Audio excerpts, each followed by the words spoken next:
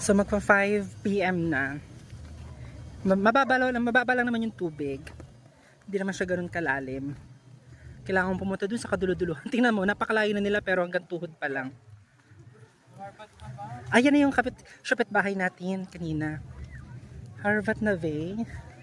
I-train na tong isa. Yung mga bear. Ay, ito oh.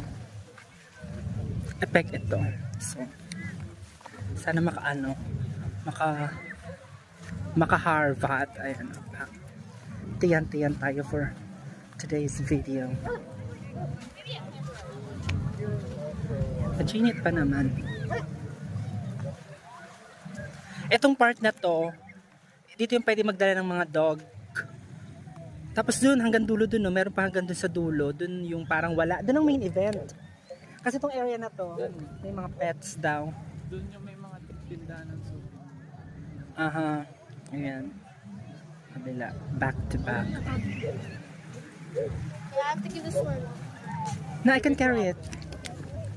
I want to get my goggles. Do you have goggles, you said? Yeah.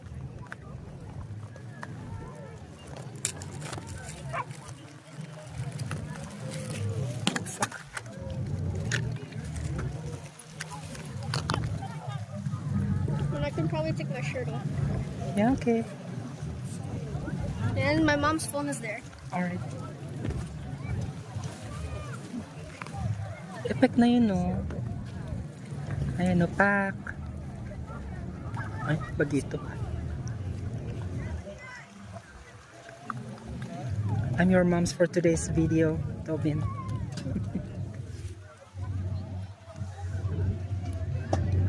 Beach na to. Charing. Protektahan ng melasma.